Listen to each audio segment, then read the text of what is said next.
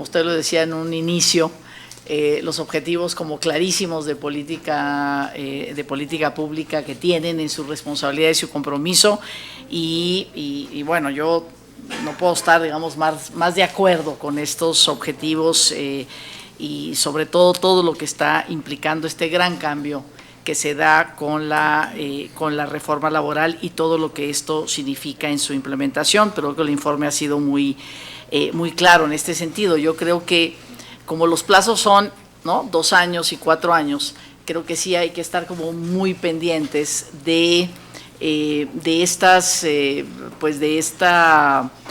violación o de este hostigamiento que pueden recibir trabajadores y trabajadoras que se organicen, y creo que en las diferentes reuniones de esta comisión ha habido distintas, yo conozco tal cosa, vinieron a verme tal otra, y mi pregunta es, ¿qué papel juega en esto la Procuraduría de Defensa del Trabajo? ¿No? O sea, porque finalmente todos esos trabajadores y trabajadoras pues tendrían que saber, ¿no?, que a donde tienen que ir es a la Procuraduría, que ahí está su defensor, su defensoría, y cómo también en este proyecto desde la Procuraduría pues se difunde, ¿no?, o qué plan, digamos, de difusión de los derechos para que realmente se conozcan. Creo que una de las grandes carencias de las procuradurías es precisamente el encargarse de que los trabajadores y las trabajadoras de todo tipo conozcan sus derechos y conozcan esto nuevo que se ha planteado. Entonces, en todo este entramado, digamos, institucional, ¿dónde está la Procuraduría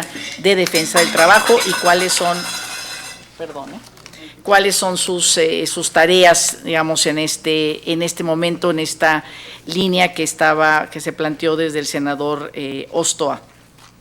Después también, sí me parece muy importante la reflexión que hizo el senador Martí Batres, ¿no?, en el sentido, porque se ha un poco como tratado de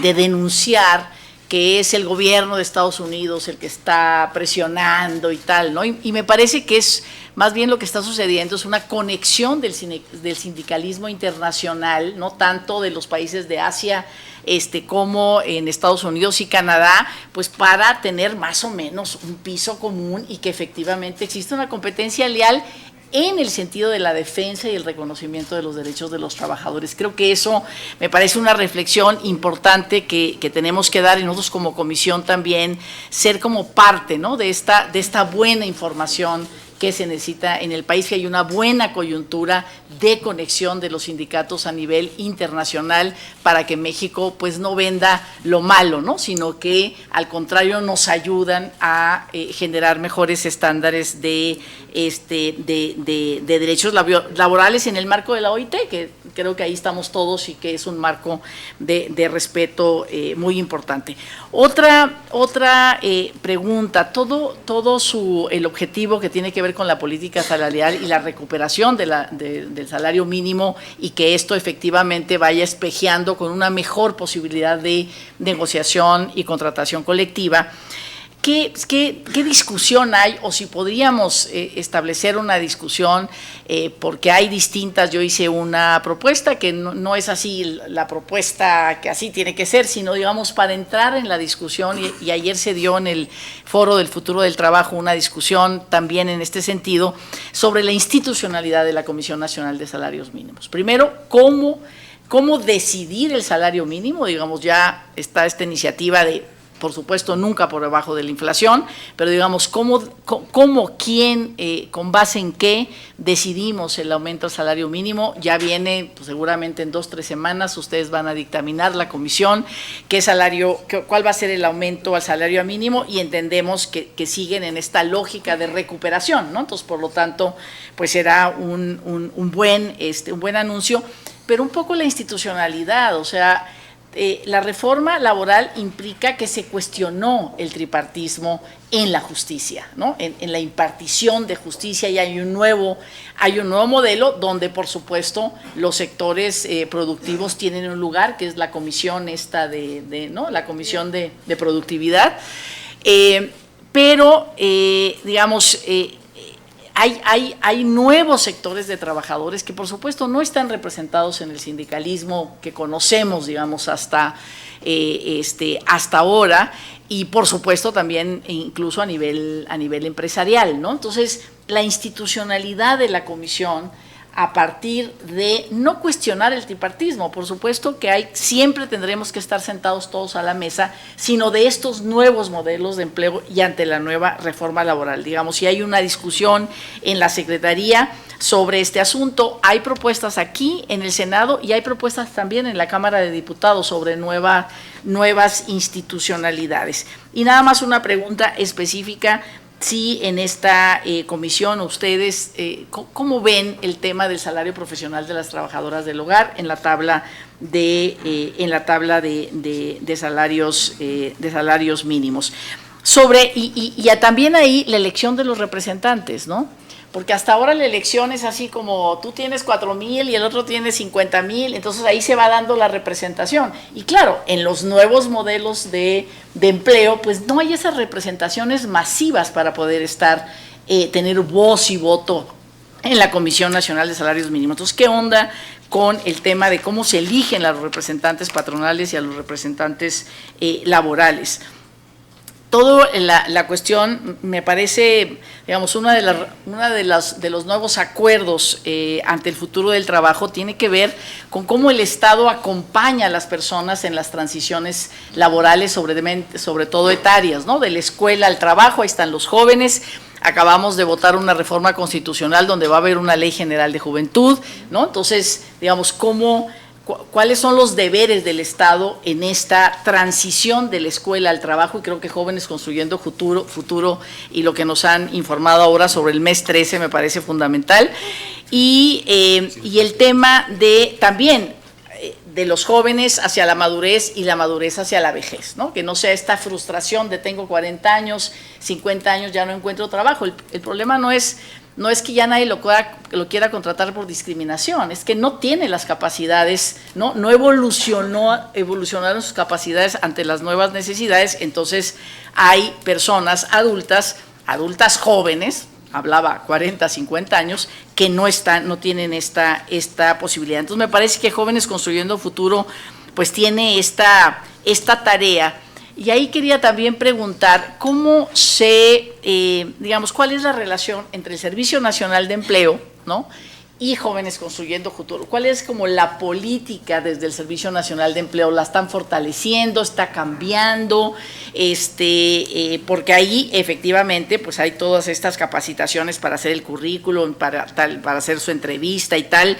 Pero digamos, ¿cómo se ha modernizado eso, no? Porque era una cosa de repente como muy inercial, muy precaria, ¿no? Y si esto tiene relación. Y nada más, me parece muy importante lo que han informado sobre la comisión, Comité de Coordinación Interinstitucional, porque hasta ahora lo único que acompañaba a los jóvenes en la transición era la materia de orientación vacacional, digamos que ni siquiera era una materia, pero sí la SEP hace eso. Entonces, si la SEP está sentado con ustedes en esta mesa de coordinación, que por supuesto tiene que ver con la reforma laboral, pero en términos de esta necesidad de la formación y la capacitación para la vida, ¿no?, como una cuestión permanente. ¿Cuál es la relación con la Secretaría de Educación? Los institutos de capacitación para el trabajo, a mí me parece que tendrían que pasar a la Secretaría del Trabajo, no tanto a la SEP, ¿no? Exacto. Entonces, ¿cómo van en eso? ¿Cómo van en ese diálogo con la Secretaría de Educación para el tema de que estos institutos pasen a ser una fuerza de formación de la Secretaría del Trabajo, ¿no? Y bueno, por último, quisiera,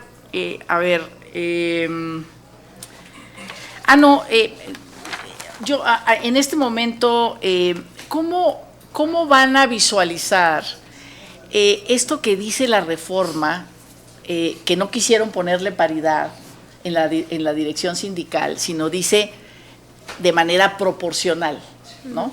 Entonces, de manera proporcional con respecto al centro de trabajo, aquí hay 60% de hombres y 40% de mujeres, entonces la dirección sindical es 60-40, ¿es proporcional a las que estén participando en las diferentes planillas? ¿Cómo se está pensando el poder darle el sello a esa dirección sindical de que cumplió con ese parámetro que dice una representación proporcional de género? Que como que se quedó así para yo creo, para dejarlo un poco como medio ambiguo, porque no hubo acuerdo sobre la paridad, lo cual me parece bien, pero vamos a tener a lo mejor sindicatos feminizados, sindicatos masculinizados, si es con respecto al el número de trabajadores y el sexo de los trabajadores en cada una de las empresas. Y ahora sí, por último, en el asunto de la inspección de trabajo, que me parece muy importante, digamos, el fortalecimiento que ustedes están haciendo de la inspección de trabajo y en esta discusión sobre la subcontratación, digamos, estamos resolviendo, o el gobierno, digamos, y el Estado está resolviendo el tema de trabajadoras del hogar, 2 millones. Pero el tema de los albañiles, ¿no? O sea, realmente una de las industrias más potentes en el país es la de la construcción, ¿no?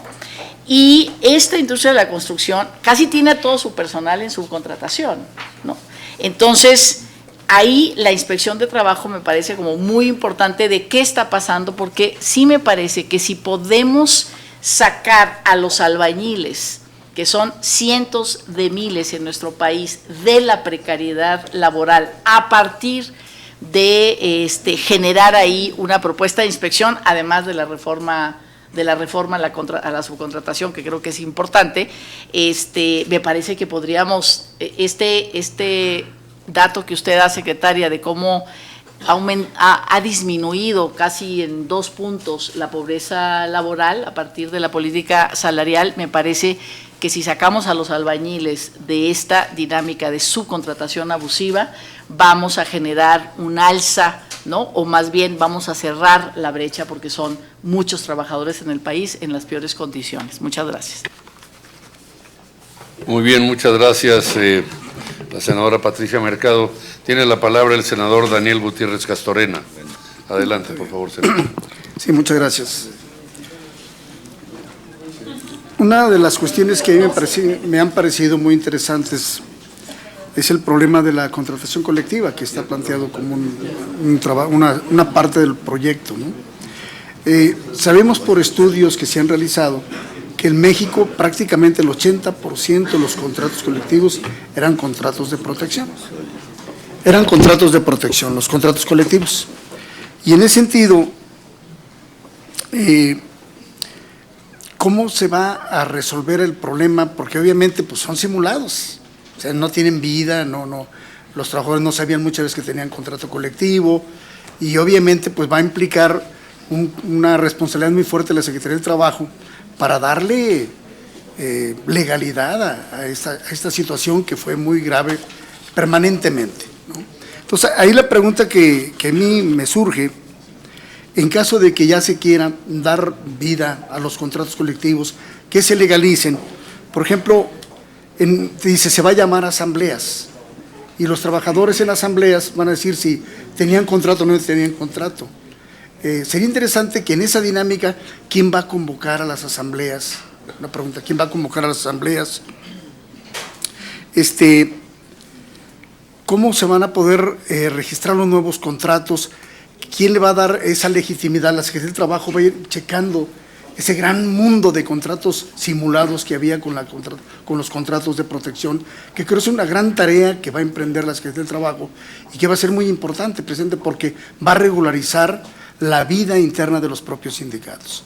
Creo que es una de las tareas más importantes que van a tener que asumir y que creo que pues van a cambiar mucho las relaciones laborales de los trabajadores si se da formalidad a la contratación colectiva.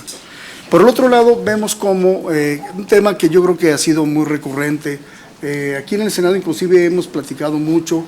En la anterior reforma laboral se discutió como una agenda pendiente el problema de la subcontratación. Lo vemos como un grave problema porque efectivamente pues la subcontratación implicó una ruptura en las condiciones de trabajo, en sus relaciones laborales de los trabajadores, en sus condiciones de vida, en sus niveles salariales, en sus prestaciones, y que obviamente nosotros no podemos dejar de lado y que creemos, algunos senadores, y creo que la gran mayoría hemos platicado al respecto, de que se debe regular. Sobre todo la subcontratación, que el senador Napoleón le llama la subcontratación ilegal. Vemos en empresas, por ejemplo, en la industria electrónica en Guadalajara, por estudios también hechos, cómo es, la mayor parte de los trabajadores están en esquemas de subcontratación, que le han causado un gran daño a los trabajadores. Y creo que es el momento, precisamente, además de inspeccionar las condiciones, pues de regularlo definitivamente para extirpar ese cáncer que tanto le ha hecho daño a la clase de los trabajadores, a la clase trabajadora. Creo que sería el momento, nosotros ya estamos acompañando la iniciativa del senador Napoleón y creo que va a ser una medida muy importante porque no se puede proseguir con esas condiciones. Muchas gracias. Muchas gracias, senador Daniel Gutiérrez Castorena, y finalmente tiene la palabra la senadora Kenia López. Muchas gracias, presidente. Bienvenida, señorita secretaria. Perdón, no sin antes recordar que ojalá… 3 minutos. Sí. 2:30. Perfecto, muy bien. Que estamos con la presión de ir al tema del pleno también. Por supuesto, presidente. Bienvenida, secretaria. Yo solamente quisiera centrar mis minutos en 2 temas. Primero, ha visto usted este proceso tan complejo que hemos tenido para algunas designaciones. Hemos tenido ternas por parte del Ejecutivo Federal que han sido rechazadas, ternas que hasta por 5ª vez han sido rechazadas. Hemos visto la complejidad del Senado, la decisión del Senado, inclusive para el tema de la CNDH. En fin, entonces, preguntarle primero que nada, ¿cuál sería el perfil de este cargo tan importante para la Dirección General del Centro Federal de Conciliación y Registro Federal? Me parece que es algo que como senadores habremos de resolver y que yo quisiera desde aquí pedirle, pues primero que nada, que cumpla con la ley, o sea, digamos que las ternas cumplan con los requisitos legales, que no después nos enteremos que no es abogado o que no tiene la experiencia, o en fin, algunos de los requisitos. Yo quisiera hacer una respetuosísima, pero digamos, centrada petición para que este cargo de inicio pues no sea partidista, o sea, que tenga una objetividad suficiente para que no sea un tema ideológico el que tengamos que litigar aquí con la terna, sino más bien un tema de priorizar a empleados y empleadores, ¿no? Y de dar, digamos, conducción a esto que se espera o se avisora, ojalá en beneficio de México en su conjunto. Decirle pues que ojalá y los perfiles que envíen sean del más alto nivel. Me parece que usted como titular, usted misma los necesita y México los necesita. Ojalá y pueda usted coadyuvar con esto. Y segundo, es evidente que requerimos una estrategia que permita que los empleos formales en nuestro país no sigan cayendo. Es evidente que lo que está pasando a propósito de los 300,000 empleos formales que se han perdido en comparación con el año pasado en nuestro país, tengan una ruta distinta. Y justo eso quisiera preguntarle, señorita secretaria, ¿cuál es la estrategia de este gobierno para que no sigan cayendo los empleos formales? Hay cifras absolutamente lamentables que nos dicen que este año será el peor año en términos de caída de empleos formales comparado con 2013. Y me parece que necesitamos, pues inclusive decirle qué necesita del Poder Legislativo para que eso no suceda. Es muy lamentable porque ahí sí no tiene que ver con ideologías, ni tiene que ver con programas, ni tiene que ver con presupuestos, tiene que ver con que no se están generando las condiciones suficientes para que haya empleos formales en este país, y me parece que no hay una transformación ni de primera ni de cuarta, o una cuarta transformación, si no hay empleos para las mujeres y los hombres de este país. Muchas gracias por su presencia. 2:30, presidente. Muchas gracias, senadora, y también por ajustarse al tiempo de las preguntas. Don presidente, yo nada más, como sí vamos a tener dos rondas, guardé una pregunta muy importante para mí que quisiera decir en un minutito, si me permite. Perfecto, adelante, ¿Sí? Senadora Vanessa Rubio. Gracias. Un tema que tocaste, secretaria, hablabas de la reforma laboral que va a dar la coexistencia de las juntas con los centros federales. Mi pregunta es, ¿cómo se va a operar? O sea, ¿quién va a tener la autoridad por encima de la otra mientras coexisten en lo que a impartición de justicia se refiere. Creo que esa coyuntura nos es muy relevante entenderla. Y otro tema tiene que ver justamente con que si uno ve la gráfica, olvídate de la inflación, porque la inflación está anclada por la política restrictiva monetaria de Banco de México y estamos en la meta de Banco de México. Pero mientras los salarios reales han ido a la alza, la creación de empleo va hacia la baja. Entonces, este tema que se comentaba de posible competencia desleal o dumping laboral, hijo, sí me parece que es delicadísimo que hablemos de algo así en el caso de México, porque estamos hablando de dos economías completamente dispares, ¿no? Estados Unidos y México. A ver, la economía de Estados Unidos vale 20.4 billones de dólares, la nuestra vale 1.2 billones de dólares. El PIB per cápita de Estados Unidos es de 63 mil millones de dólares, el nuestro es de 10 mil dólares. 63 mil dólares versus 10 mil dólares. Entonces, sí estás hablando de dos economías muy dispares, que ojalá nos alcanzara nada más subiendo los empleos como para poderlas equiparar, subiendo los salarios para poderlas equiparar, pero también eso genera distorsiones en el mercado laboral, que además, pues por algo estamos creciendo cero. Entonces, pues sí, ahí es muy importante ver la complejidad y no nada más el alza de salarios por decreto. Gracias. Muy bien, muchas gracias, senadora Vanessa Rubio. Pues vamos a pedirle a la secretaria Luisa María Alcalde que haga sus comentarios o respuestas a estas preguntas y con esto quizá concluir ya la reunión. Si les parece bien hacer dos comentarios por parte de los subsecretarios, ¿no? Y luego concluimos con algunas otras cuestiones puntuales, nomás si quedó algo pendiente de lo planteado hasta ahorita. ¿No va? De jóvenes, ¿no? Un dato de jóvenes. La vinculación con el SNE. Sí. El Servicio Nacional de Empleo forma parte o formará parte de la estrategia del mes 13. Precisamente una parte importante de lo que estamos planeando, que no lo terminamos de aterrizar, estamos en el proceso de planeación, es que el Servicio Nacional de Empleo forme parte fundamental de la estrategia para la salida del mes 13. Evidentemente, el Servicio Nacional de Empleo tiene un reto de modernizarse. Esta gran bolsa de trabajo del gobierno de México, que hasta tecnológicamente se ha venido quedando rezagada. Decir que estamos ya trabajando para relanzar la parte que tiene que ver hasta la aplicación, toda la parte tecnológica, porque pensamos que el SNE puede dar todavía más en su vinculación con los empleadores para vincularlos al trabajo formal, y decir que sí, en el caso de jóvenes construyendo el futuro, precisamente estamos en esa etapa donde el SNE sea una herramienta fundamental, precisamente. Muy bien. Sí. Gracias, gracias. Subsecretario Domínguez, adelante. Con su permiso. Empezaría por la última, ¿cómo es? Perdón. Perdón. ¿Cómo va a coexistir digamos, estos ámbitos federal y local en la nueva instrumentación de la reforma laboral, sobre todo en lo que se refiere a centros de conciliación local, tribunales locales? Del otro lado, una oficina de representación del Centro Federal de Conciliación y Registro Laboral y un tribunal federal en cada una de las entidades federativas. Evidentemente que cada uno de estos ámbitos de competencia tiene, digamos, plena jurisdicción y soberanía sobre sus materias. Recordar, el 527 de la Ley del Trabajo establece cuáles son las materias, las ramas de industria estratégicas, ¿no?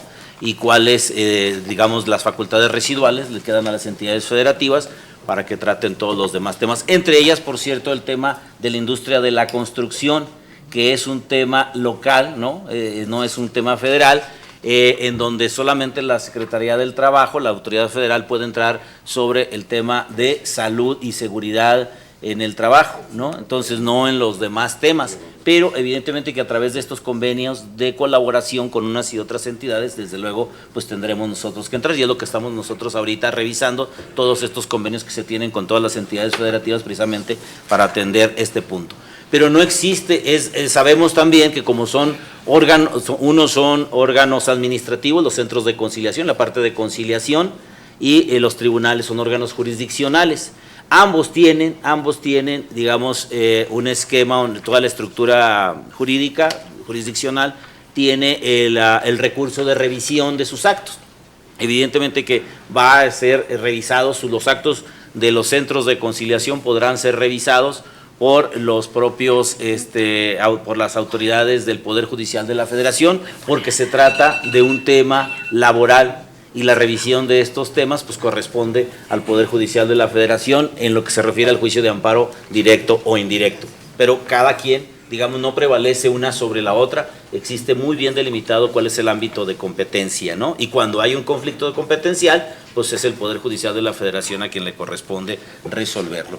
Y lo otro, así muy rápido, ¿cómo vemos lo de la representación proporcional de género? Pues evidentemente que es un principio que tienen que respetarse en los estatutos. El 371 de la Ley Federal del Trabajo establece que todos los estatutos de los sindicatos tienen que contemplar, tienen que establecer en la integración de sus directivas la representación proporcional de género. Corresponde fundamentalmente a la Secretaría del Trabajo y después al Centro Federal de Conciliación y Registro, que se va a encargar de todo ello, de todo el registro de los sindicatos, el revisar que en los estatutos esté esta previsión. Sin embargo, a quien corresponderá en todo caso revisar que esto se está cumpliendo, pues es precisamente a los afiliados, de tal manera que solamente podremos entrar, como es la autoridad, podrá entrar a revisar, digamos, de manera casuística y en verificaciones que realice de manera muestreal, porque no podemos estar revisando si se está cumpliendo o no en cada uno de ellos, es decir, si se aplica o no esta regla. Lo que sí tiene que verificar la autoridad y tiene que ser muy puntual en que sus estatutos contengan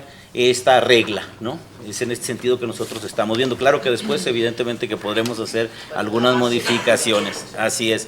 Y lo que se refiere a las reglas de cómo se van a legitimar todos los contratos colectivos de trabajo, entendemos que también es un gran reto. Sin embargo, en el tramo que tiene hoy la Secretaría del Trabajo es hasta en tanto no se entren en funciones, el Centro Federal de Conciliación y Registro corresponde a la Secretaría del Trabajo el atender este tema. Sin embargo, evidentemente que serán el centro cuando entre en funciones que desarrollará esta función. Habría que decir que conforme al transitorio 11º de la reforma a la Ley Federal del Trabajo se establece las reglas que se tienen que llevar a cabo para la aprobación de estos contratos. Y al respecto a lo que preguntaba, ¿quién hace todo este procedimiento? Se hace directamente por los sindicatos actuales, que son los que detentan el contrato colectivo, y se establece ya un procedimiento en el 390 ter de la ley, como en el propio protocolo que emitió la Secretaría del Trabajo para la legitimación de los contratos, en donde les comento hay una plataforma donde los sindicatos pueden ahí registrar sus contratos colectivos, pueden registrar todos los datos, programar sus consultas, de tal manera que haya un fedatario público o un inspector que va a dar fe de que se cumplan con todos los requisitos para la legitimación de estos contratos, ¿no? Muy bien, pues para concluir y en aras del tiempo, quizá decir, bueno, de entrada a la senadora Patricia que nos comentaba sobre la Profedet, aquí podemos ver que la Secretaría del Trabajo va a recibir 199 millones y parte de esos 199 millones van a la Profedet, entendiendo que tenemos que fortalecer la Procuraduría de Defensa del Trabajo, obviamente para difundir los nuevos derechos, pero también para defender no solo en el área individual, como hasta ahora había sucedido, sino también en lo colectivo. Este es un área a fortalecer en la Profedet que tiene que ver con la difusión, pero obviamente con la propia defensa de los trabajadores. En el marco de la CONASAMI y en general los órganos tripartitas, nosotros y en general el planteamiento siempre había sido que para la impartición de justicia, obviamente, pues no convenía tener órganos tripartitos porque son juez y parte, porque al final ahí eso generó, digamos, la dificultad de que hubiese una justicia imparcial.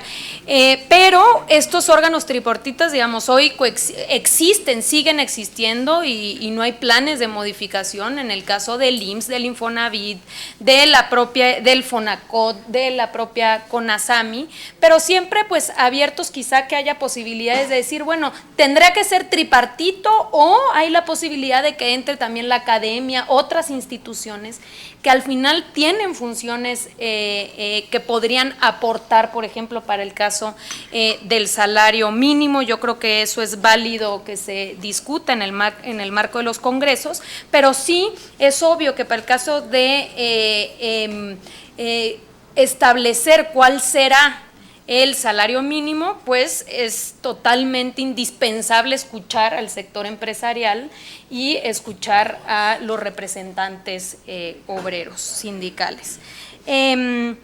En el caso de los salarios profesionales también es una cosa que se está discutiendo, específicamente trabajadoras del hogar y jornaleros agrícolas.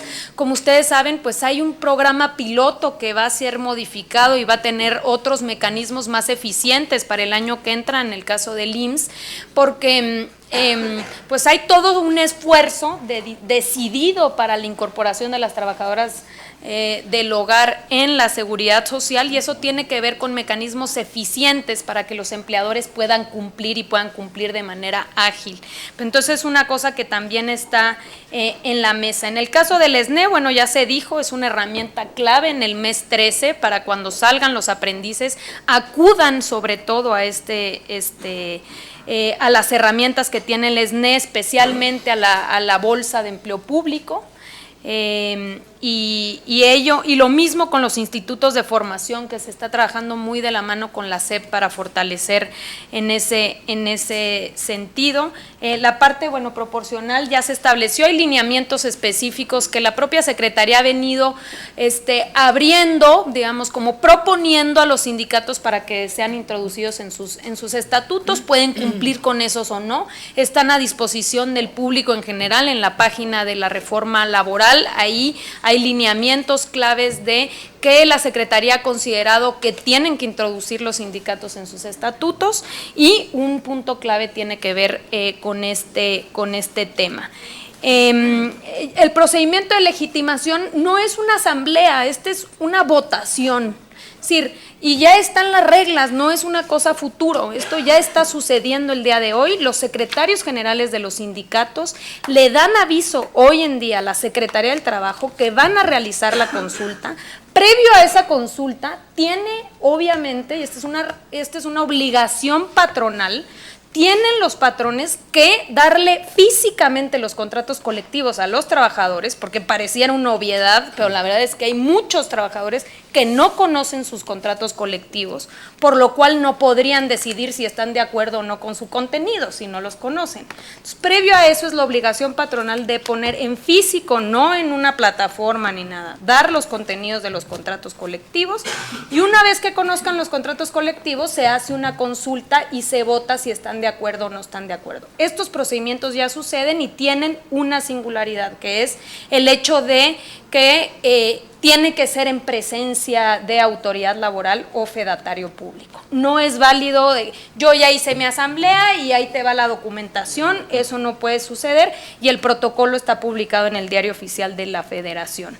Ya se planteaba aquí cuál va a ser, bueno, ya no está la senadora Kenia, pero de todas maneras le mandamos el mensaje de que se va a cumplir con los requisitos para el caso de los perfiles, y el procedimiento de la coexistencia, recordemos que no, digamos, en el momento, el 1 de octubre, pensemos, en los 10 estados de la República, donde va a iniciar el nuevo procedimiento, lo que va a suceder es que el nuevo conflicto, vamos a decir que un despido injustificado, a partir del 1 de octubre, si es en ese estado, entonces se va a pasar al tribunal, con las nuevas reglas. Un poco en la lógica de decir, ¿y qué pasa con lo anterior? Bueno, lo anterior sigue con las antiguas reglas, haciéndose cargo del rezago anterior, las juntas seguirán con ese procedimiento.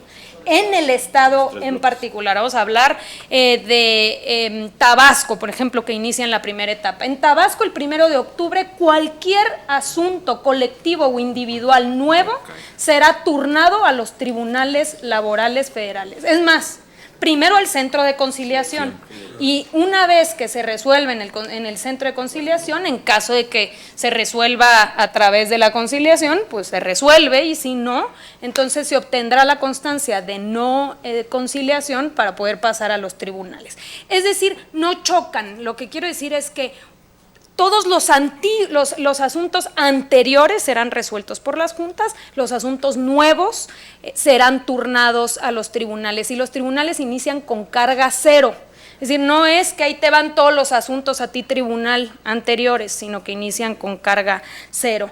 Con respecto al empleo, lo que diría es que El número de puestos de trabajo acumulados de enero a octubre de 2019 fue de 648,059, lo que representa un incremento de 57,666 durante la actual administración respecto al primer año de la pasada administración.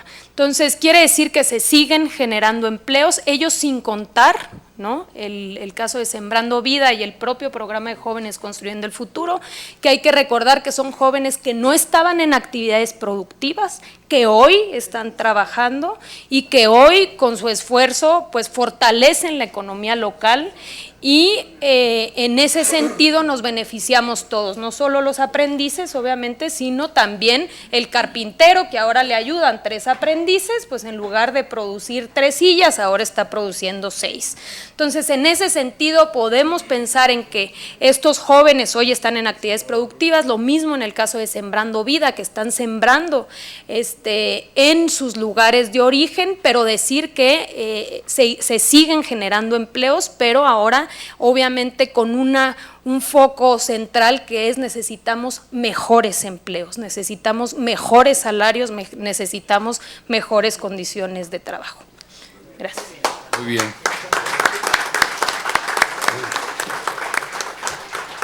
Muchas gracias, secretaria, por habernos permitido este acercamiento entre la Comisión de Trabajo y Previsión Social del Senado de la República y la Secretaría de Trabajo y Previsión Social del Gobierno Federal. Yo, nada más para cerrar esta reunión, quisiera recordar un par de cosas que fueron importantes. En primer lugar, una reflexión. Yo no creo que haya ni reforma laboral, ni ley federal de trabajo, ni estática, ni permanente, ni en México, ni en ningún lugar del mundo. Las condiciones son cambiantes, políticas, económicas, sociales, y se van ajustando.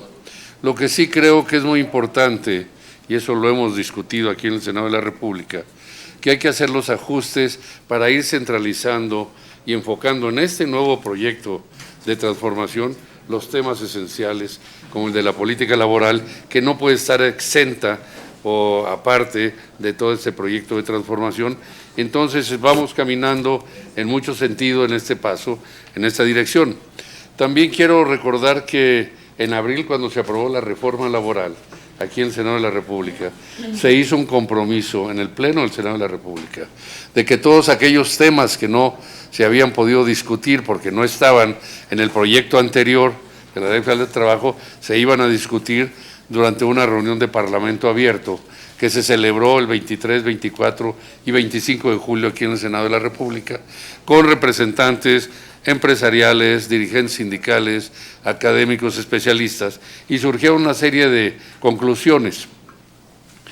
Parte de ese compromiso y de estas conclusiones, pues es continuar con la aplicación y las reformas que sean necesarias a la ley. Tenemos que tener un marco claro y definido de este gobierno, hacia dónde vamos y que todos podamos entonces analizar precisamente si hay alguna violación o cambio de esta situación.